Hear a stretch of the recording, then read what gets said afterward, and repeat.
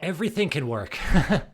There's weird overlaps in the Venn diagrams, right? There's people who are into everything. Where it doesn't work is if you feel like you're having to bend over backwards to apologize or to always like be hedging what you're saying and saying, "Oh, I know this seems kind of fluffy, but bear with me because it's going to end up being useful." Or, "Oh, I hate to get deep in the technical details, but if you deal with this for just a bit, you'll see why it's useful." Like, you shouldn't be having to make those excuses. And so if you're like, if the thing is like spiritual and technical, you're like, "Hey, this is the perspective I'm coming from. I'm like combining these things." Fine. You make the decision so you don't need to be apologetic about what the book is not, so that you don't need to waste words justifying yourself to non-readers. So you don't need to water down your reader experience with stuff that's not valuable. You like, man, like when I was training workshop and like public speakers and workshop facilitators and stuff, I cannot tell you how many people get on stage and start apologizing. They're like, "Hey, I had a late night last night, so I'm sorry if I'm a little bit frazzled here, but I'm going to do my best. I worked really." I'm like, "What are you doing, dude? Like stop. That's like, who are you apologizing to? Like, this is crazy. Like, people believed in you when you walked in and now they don't believe in you." Like, maybe your style is just to look hungover. Like, embrace it. Like, just do your thing. And so that's what we're trying to get to. So like, you decide who it's not for so you can write the book you want to write, and also so that you know which feedback you don't have to listen to.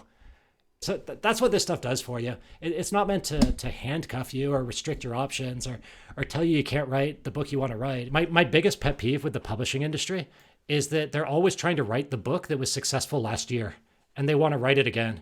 But the most interesting books are the ones that do something different, right? And like Nassim Nicholas Taleb couldn't get a publishing deal because his books were too weird. It's like literary nonfiction business books. No one does that. And then they sold millions and millions of copies, and everyone's like, "Ah, we missed publishing," whatever. It's fine. And we just sanity check it by beta reading, right? And like, that's where the proof is. Like the mom test, my first book is so weird, and they teach it at Harvard and MIT and Oxford and all of the big universities. And it's like full of typos and weird jokes, and it's like super sarcastic. Like, I don't know, like, it works. So they teach it. It's that simple. If your book works, people will read it and they will talk about it. It's that easy. Make something that works. Don't worry about whether it looks like other books. So typically, after you invite someone, they're going to either read it or not read it, and they're going to do so pretty quickly. So typically, they'll give almost all of their feedback within the first 1 to 2 weeks, has been my experience. What that means is that the bottleneck on how long it takes is really a factor of how long it takes you to do a revision, as opposed to how long it takes the beta readers to provide feedback, because they do it or they don't, and then you make a decision based on that feedback, and you do what you want to do. So I like to start. Well, there's 2 reasons it tends to start fast and then get slower. One is that there's usually problems toward the beginning of the book that prevent beta readers from continuing. And so I call these book killing problems. And it basically, like, they're so confused or they're so disengaged or it's so off what they expected from the way the promise was described, they just stop reading after a chapter or 2. And so then you don't actually have to revise the whole book, because there's no feedback on the rest, right? You just have to fix that problem. And then the next round of beta reading, they get a bit further, and so on. And so I found that the early rounds, it could be as short as 2 weeks, a week to get feedback and a week to be like, "Whoops, there's a huge problem in chapter 1. Let me deal with that." And then later on, it's still the week or 2 to get the feedback, but then you're doing a full revision, which might 6 weeks, 8 weeks, it depends on your pace as a writer. There's 2 ways to do it. If you're using something like Google Docs, you can basically change the manuscript live underneath people's feet as they're reading. It's a little bit disorienting for everyone, so I don't like to do it, but it's very easy because there's only ever a single manuscript. What I prefer to do now is, with Help This Book, or you can simulate this in other ways, is I do my edits in a separate manuscript, then I'm like, this is a beta reading version. So in Help This Book, you import it, and that's like a locked version. And so then I can then make changes to my main document without messing with beta readers. That means that if someone doesn't look at it for a month, and then they look, there might be a different version than they were originally invited to. They're always going to see the latest version at that URL. But for me, that's nice, because whenever they get to it, if they do get to it, they're giving feedback on the latest version, and I can still find a way to use it. I am not touchy about restricting people's access. So some authors are. Some authors prefer to use Google Docs, even though it's less ideal for beta reading, because they can more tightly control individual access. This is a case if you're really worried about copyright or IP or that sort of thing. You might want to control individual access. Some academics use it if there's like research that they need to keep behind closed doors. I'm like, the more the merrier, right? In theory, someone could copy paste stuff out, but I've never heard of that actually happening in any case. And so for me, if they share the link, I'm like, great, more feedback and free seed marketing. Let's go. Proof of recommendability. I love this. So yeah, that's what I do. With Help This Book, yes, it's a public link. You can always remove your manuscript from that link. So you can take it down. But yeah, as long as you're beta reading, it's a public link. And so people can share it around. So if you kind of know how many people you invited, and then you're like, there's a lot more people than that in here, then, that gives you a nice clue. In many cases early, and if it's a private document, what I found is people will email me, especially early on, if I've been reaching out to people directly. They'll email me and say, hey, Rob, this would be really good for one of my colleagues. Do you mind if I share it, or would you mind inviting them, or how does this work? And then, of course, I love that as well. And sometimes if I'm very early, I'll say, yes, but give me 2 weeks because I'm making some big revisions based on what you've already told me. In other cases, I'm like, yeah, let's go, send it on. So I'm pretty loose with it. The only ones I try to restrict is if it's someone really influential in my industry, I'll try to find a way to delay that until the book is pretty good. So just pre-publication, because I really want their endorsement. And so I don't want them dealing with a super messy early version. But anything apart from that, I'm going to, I'm happy to have a bit of a mess and have it be a bit chaotic. Based on what you're describing, I think it's really nice to pull at least one of the exercises forward to the front. The way I would maybe use that is I really like the format of bad example, good example. So what you described is like, here's a common icebreaker people use, and here's why it doesn't work. And here's a better one that you can use in a lot of scenarios, and here's why. Because what that does is, if you only tell people the right way to do something, so if you say in a sales meeting, you should ask open-ended questions. If you only tell people what they should do, they go, yes, that's what I do. Good. Moving on. If you first give them like the bad version and you're like, here's an example of where it goes wrong, they go, wow, that's what I do. They like attach themselves to the bad version. And then you can explicitly draw a comparison. You can explain why the specific pieces don't work, and you can draw a comparison. And so that does a lot for you. It gives them something concrete they can use. It helps them understand their previous blunders. And it gives you a very practical excuse to then start talking about some of the theory and the principles and your approach and the framework. And with front loading, you're not going to be able to get 100% of the value into the first page of the first chapter. That's just unreasonable, right? So you're not trying to get all of it there. And if you just tell people all of it, they're not going to appreciate it. It's like giving them the punchline to a joke first. Sometimes you need to build up there, but you can't give people a 20-minute monologue. There's like a balance of like the beginning of the joke has to have something, right? That interests them, that hooks them. So yeah, it's not about getting all of it or being like, hey, here's just the what to do. Just do this. People won't listen to that because they don't understand why they should care. But it's like, what can you pull a piece of it forward so that you start with something that they're like, wow, not only can I use this first piece, but even if that's only 10% of the full answer, they're like, I completely trust that this author is going to get me to the rest of the answer. So you've given them some amount of progress, and you've created a tremendous amount of goodwill to bring them with you. So in some cases, some books can do even more. They can like almost give it away in the first chapter, but that's very subject matter dependent. Not every book or topic can get away with that, but give them something. So that sounds nice. Someone else in the course was saying, can I start with a story? And it's like, oh, well, what kind of story? Is that valuable or is it not? And the story they were talking about was someone that they had worked with to deliver the promise of the book, and the person couldn't do it, and then they could do it afterwards. And I'm like, yes, that's a story you could start with, right? Because it's demonstrating your method. It's showing that you empathize with the situation. It's showing that it works for people like the reader. This isn't some distant soup, right? So that's valuable. That's highly valuable. So yeah, there's a range of ways to do it. It's not always just going to be a checklist of do these 5 things. It's very subject matter dependent. And the last thing I'll say on this is, when you're doing your drafts and your early revisions, it's very much a hypothesis, not a final decision. And the true proof is in the beta reading. And you'll be surprised in both directions, where some stuff you thought was super valuable, people are like, why is this here, dude? And some stuff you thought was just super boring boilerplate that you have to get out of the way, they're like, yes, this is what I'm here for. I've been shocked. My intuitions are quasi correct, but I'm like, it's a try. And then the beta reading tells the truth. And then that's when I'm really able to make a strongly opinionated like reorganization to make sure it starts punching. You can even tell the story of doing it in a workshop, like because that also is. I don't like credibility building from the perspective of like, let me tell you my whole CV and life story. But if you can tell stories of struggle and progress of people like wrestling with it and overcoming it, it's nice. And if you can show this is like a super common misconception, this is what everyone gets wrong. When I like teach people why this is wrong, they always run into the same issues or get confused in the same places. You can use that to like the credibility comes as a byproduct. So you're not wasting words on just building your own credibility. It's like a byproduct of this thing, which is also valuable, which is also useful, which is also setting you up to teach the theory. So that can be a short anecdote that does a lot of different jobs for you. And it's a lot of heavy lifting and a relatively small word count. So yeah, stuff like that can be really nice. Man, there are so many examples of books written in non-traditional ways that come out non-traditional from like a how-to perspective or from a business book or a useful book perspective. Like for example, E-Myth Revisited is very narrative, where the author's telling a possibly real, possibly fictional case study of him basically mentoring a young woman who runs a cafe business. And it's interspersed with other examples, but this like recurring ongoing story slash case study slash narrative is kind of a backbone of the book. That book sold millions and millions of copies.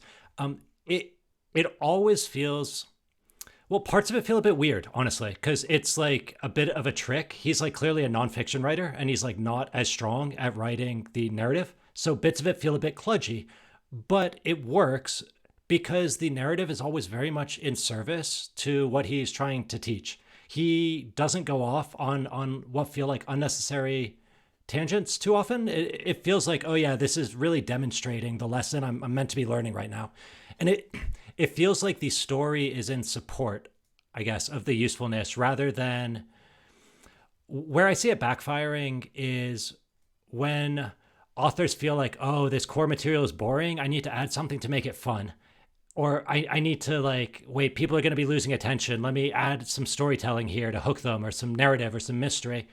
To me, that feels a bit artificial. And I think that in most cases, readers see through it and they're like, they can see that it's not doing educational heavy lifting, that it's not serving a purpose, that it's there to almost as a band-aid rather than part of the structure.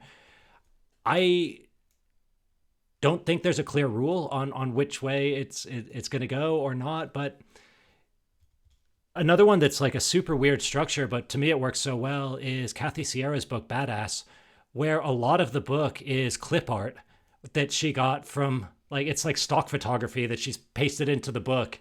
And it looks like it was made by a teenage meme lord. Like, and it's actually a really profound like business book and product book. It's amazing.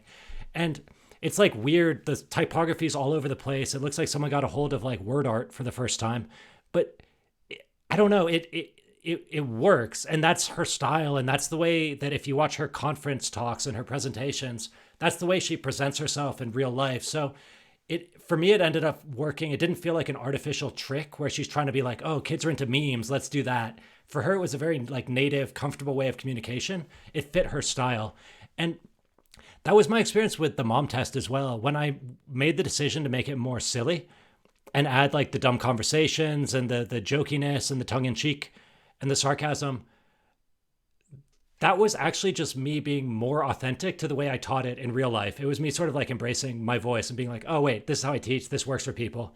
This does serve that's like a fuzzy non-answer, but I'd say, yeah, absolutely. Like stylistically, you can make it however you want. If it's done well, it works really well. And people are like, wow, it was a book about this thing and it was fun. It was easy to read and it was memorable. And I can tell that story to someone else. It works really well when it works.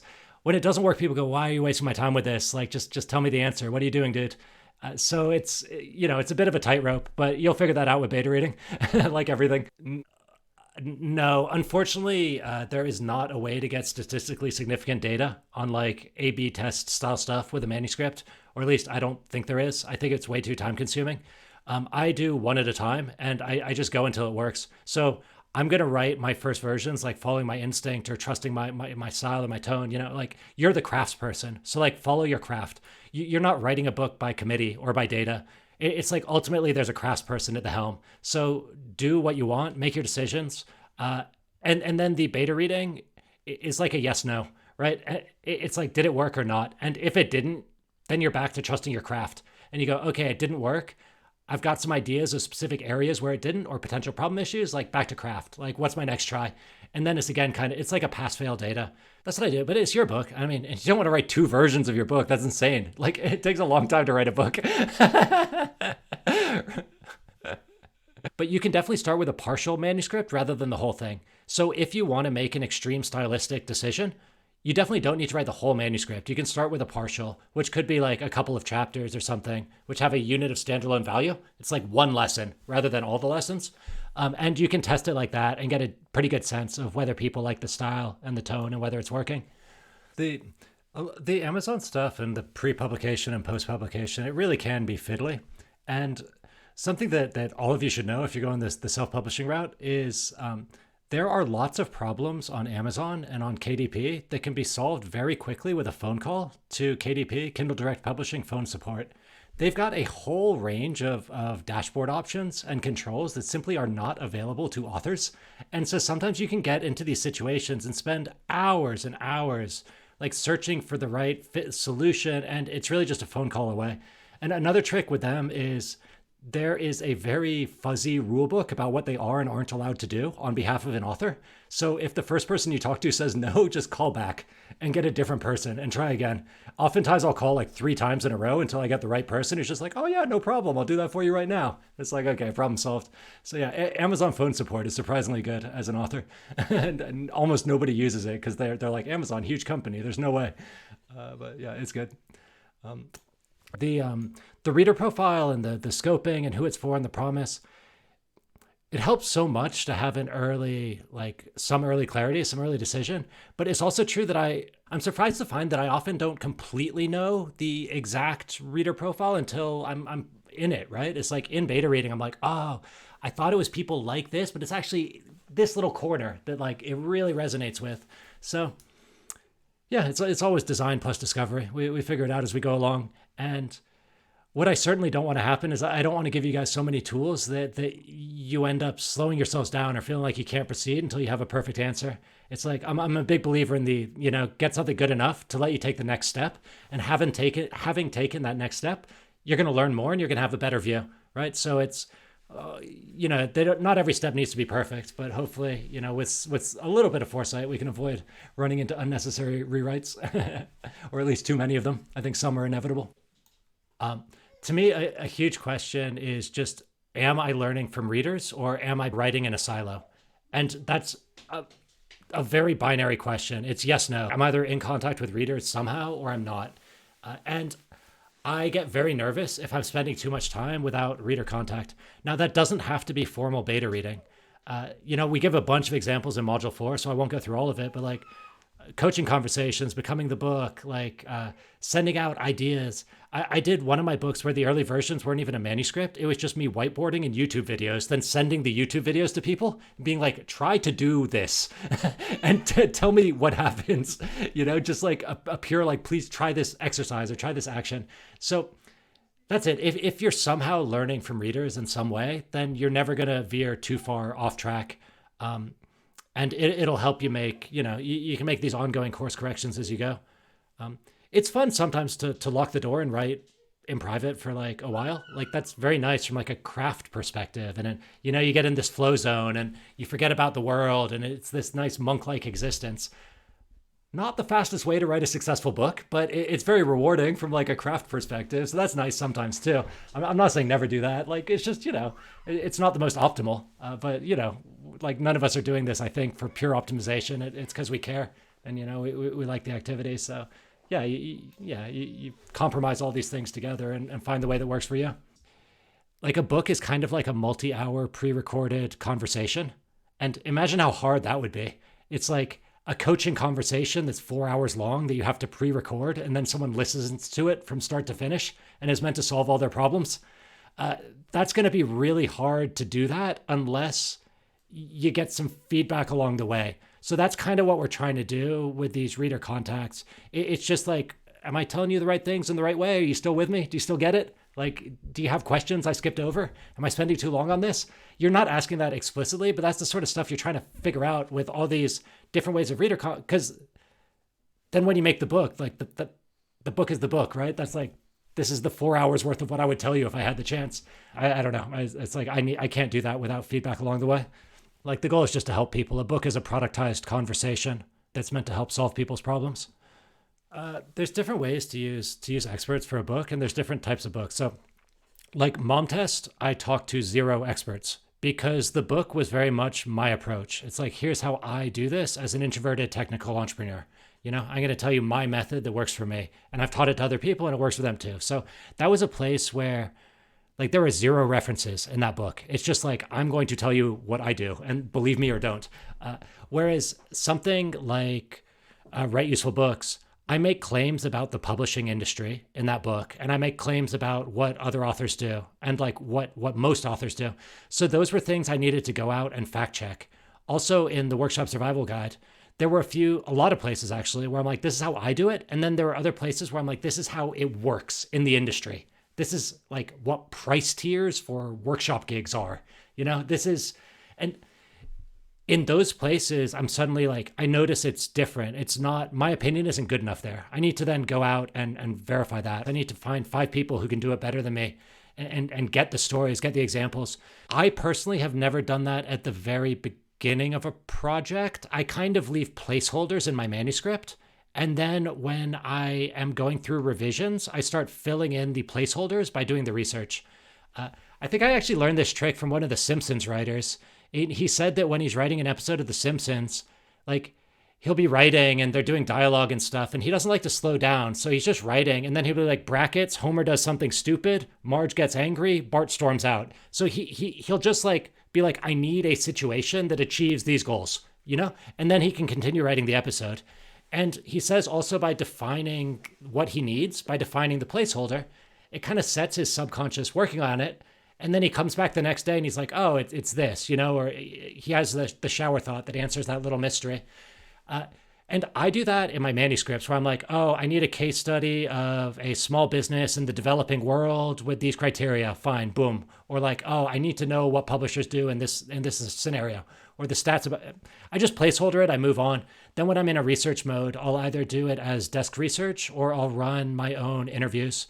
And when I do the interviews, I like to record them. And then I'm also going to use that as part of my seed marketing by sending out the video or the audio, depending. And then, you know, if there's a chance to use a quote and it's someone, like, sometimes they become a bit friendlier to the book if they're included in it as an authority. So that might help with some evangelism or some endorsements.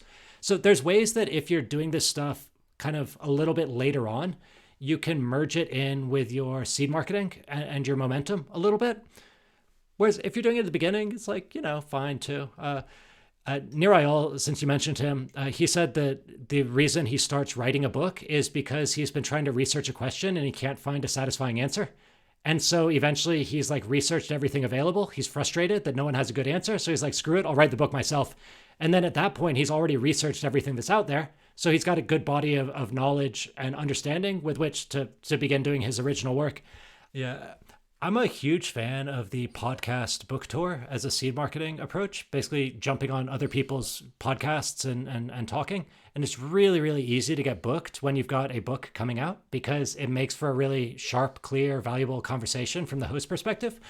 But I'm also a fan, if you're willing to do a bit more organization and legwork, of reversing that and running your own temporary show, which has the same value proposition as the book, where you reach out to the people you want to interview and you say, hey, I'm doing like whatever, like while I'm working on this book, I'm interviewing like an expert per week or an expert per month. Like, would you like to be one of the voices, you know? And you can kind of set it up as a temporary thing you're doing. And, you know, like, people understand you don't have a big audience since it's being newly spun up, but it's also like, it might have a big audience because you're going to attach it to your book promotion and everything. And they're probably going to be mentioned in the book. So that's pretty cool. And you can really punch above, well, you're in pretty elite circles already, but for someone like me, I can punch above my weight in the, you know, the sort of people who will talk to me if I frame it like that. I did maybe like, I don't know, a dozen of them when I was writing Write Useful Books, like the April Dunford interview, the Near I All, like a bunch of others. And it was so fun for me. And I was like sanity checking my basic ideas, and I was able to ask them exactly how they dealt with certain problems. And a number of those quotes made it directly into the book. And I just slipped them in during beta reading. Whenever I got them, I'm like, oh, like that's perfect for this section. And now it's not just my opinion. It's like my opinion plus a bunch of other successful authors who do similar stuff. And there were a couple places where I caught myself and I'm like, ooh, I'm glad I talked to some people to realize that I'm a weird person and do it in a weird way. And I'm glad I sanity checked that. To me, like, I care most about the readers though. Like, the experts are secondary to me, and I wouldn't write a book with only expert opinions. Like, I want the readers first and foremost. So it feels fine, but it's going to matter on the details, right? So any theoretical opening can end up feeling either punchy and compelling, or sort of like off topic and drifty and self, like the execution matters, right? And this is why like revising and editing is such a core part of the books. There's places like, for example, at the start of Write Useful Books, I'm going to try to think of some examples here. There's a bit when I talk about the motivations for writing a book. I went so back and forth on that section because it's sort of like some people do it for the royalties, the reputation, the impact, the reach, the legacy, whatever. On the one hand, in my head, that is not useful. Like, and like 90% of my readers already know why they want to write a book before they pick up my book.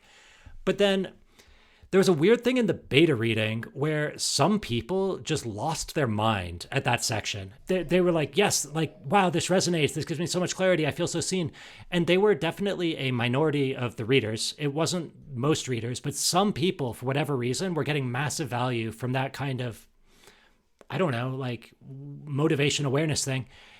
And then when I looked at it, I'm like, it's also really short. It's like 200 words or 150 words or something. So that's like half a minute reading time. And so I looked at that and I'm like, that doesn't feel useful, but it is valuable to some people because it is making them feel acknowledged, or it's helping them see the world more clearly or see themselves more clearly, or it's connecting with them in some way. And since it is so short, it's not going to be overly destructive to the reading experience for other people, right? And it's like really easy to skip over if someone doesn't want it. So I was like, I'm going to leave that in there because it's early value for some readers and it's not hurting the others. That to me was kind of an ambiguous, murky choice. There's other stuff in that intro that's like the little graph of my royalties. Some people are like, wow, like this just blew my mind. And I'm like, okay, that was I put that originally there as credibility building, but like data. Okay, can I give a couple more concrete numbers? Because there's a sort of person who's seeing concrete numbers. It's like, that really clicks for them as early value, and it demonstrates something to them.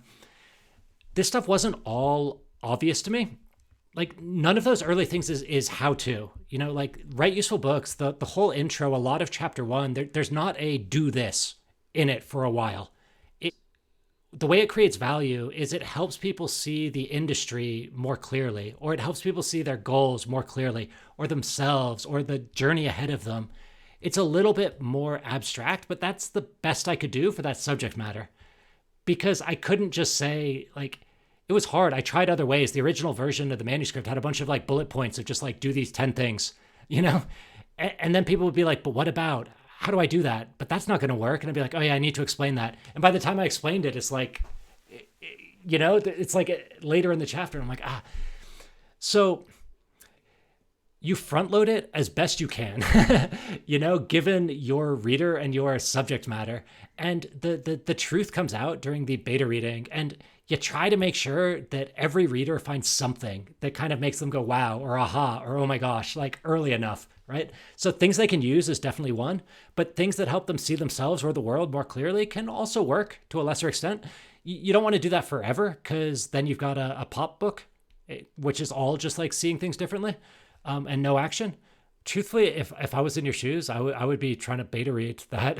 The first version of Write Useful Books, I like show this step by step in week 4, but it was 3,600 words, which is about 10 pages.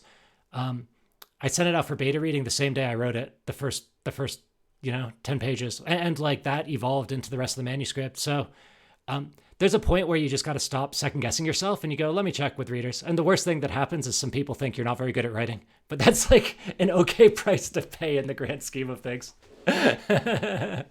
And sometimes they love it. They go, "Oh my gosh, this is amazing," and you're like, "Okay, cool. I don't need to worry about that anymore. Let's continue." So the Amazon blurb would be a better place for that than the front matter. I mean, you can do it in both, but ideally they don't buy it in the first place rather than buying it and then saying, "Oops." But yeah, there's other ways that you can be clear about who it's for. Title, subtitle, but also aesthetics are a very strong indicator of worldview, which is a strong way to say who it's not for. Like two books about whatever, say mindfulness, and one's approaching it from a spiritual angle and one's approaching it from a scientific angle, that is going to come across probably in the typography and the aesthetic of the cover. And that's enough, and if it's really far, if it's like going far in the spiritual direction, that's also going to be visible on the cover, right? Like you start getting like the frilly, like italic serifed fonts and the pastel colors. So that works as well. Like if you look at genre fiction, you can look at a book and know that it is a romance about vampires, or that it is like hard science fiction where like it's for super geeks, or that it is whatever. So yeah, like some of that comes across in cover design. Some of it comes across in title or subtitle. Like in Mom Test, if I'd called Mom Test something like how to talk to customers, or strategic customer development, or building products people want to buy, something like that, I would have to be really clear in the subtitle about like to get across who it's for. And I actually tried that because the title says nothing, right? So my subtitle has to do a bunch of heavy work. So it's got that thing, how to figure out if your business is a good idea. So that's like super early stage, pre-product. Like no corporate manager is going to accidentally buy that book, right? Because it's like how to figure out if your business is a good idea, not even your product. So that choice of wording is like early stage entrepreneur, pre-product. That like phrase does a lot of heavy lifting without saying it explicitly. And then the phrase, when everyone is lying to you, it's like things aren't going well. If you're succeeding, this book is not for you. This book is for the people who are screwing up and having a hard time of it. So that is also going to push away the early stage, really experienced salesperson who's like, no, like I'm cruising. So that's how I did it for Mom Test. Workshop Survival Guide. It's like survival. It's like an experienced facilitator is not going to pick that up expecting like top end, super experienced teaching tips, like because they're not worried about survival, right? So sometimes these evocative words in your title or subtitle can do a lot of heavy lifting about who it's not for, and sometimes the aesthetics can do a lot. And if you can't get it there, you try to get it into your Amazon blurb, and then worst case, front matter. So the way I like to phrase it is, so the decision I'm trying to make is who is it not for? But the way I'm actually going to phrase it is I'm going to say something like, hey, this book is about early stage customer conversations. All of my experience is in pre-product tech startups. There may be some pieces here that you can apply to other contexts, but like I'm talking specifically about this situation. Or it's like, let's say I wrote a book about productivity. It's like, hey, my perspective here is as a ADHD, like slightly manic, like entrepreneur, right? Working by myself or with a very small team, like with a lot of control over my schedule. There may be some stuff you can apply in other contexts, but like, this is what I'm talking about, or this is where I'm coming from, or this is what this toolkit is built for. So that's the way I like to do it, where I've made the decision about who it's not for, but then the words I'm using is just very boldly saying this is who it is for, and being very clear about that. And then if other people want to come in as a tourist and like learn from a different group of people, like great. It's like, I'm so inspired by the way Andrew Huberman does his podcast on, like whatever. Well, he talks about everything now, but he's like, I am a neurobiologist. Like I talk about what I talk about from the perspective of brain chemistry or whatever. And he's like, today we're going to be talking about productivity from the perspective of brain chemistry. And it's like, if you don't like that, it's like, fine. But he attracts a large audience, and they just know that's the lens he's going to explain things through, right? That's his voice, and he's upfront about that. So that's how I would do it. So with a reader profile like that, so you're like, okay, it's for small business owners of whatever, 3 to 9 employees. You don't need to write that on the cover. It doesn't need to be like extreme delegation for small business owners of 3 to 9 employees. You don't need to be that literal. But what it gives you is real clarity when you're deciding which examples to give, when you're deciding, like in the introduction, when you're connecting with them about their situation, like you don't have to give all these and ors. It's like, okay, so you've got your first couple employees, or you're by yourself but you're thinking about hiring, or you've got a virtual assistant but you work part-time, or it's a side hustle but you want to quit. Like those ors really weaken the reading experience, because it feels like any individual reader feels like they're in a crowd of people and they don't feel seen. So, but if you can say like, you know that they have this half dozen employees, you can just speak to that, right? Like you can pick the examples where people are in that situation. You know their emotional context. You can estimate, like, you know broadly what their financial situation is, right? Because you know broadly what the small business turnover is like. Like you can make a lot of assumptions, which is going to allow you to pick the right tone, the right examples, and just get on with it. Like get on with giving value without all this hedging and waffling and wandering. So I think it's great. Like it's super clarifying to have that. You know, it's just, it doesn't need to be on your cover. Oftentimes it being in your head is enough, because it allows you to write everything in that direction. Cool. Well, it's been a pleasure then. We will wrap here. Great to see you. And yeah, talk to you soon.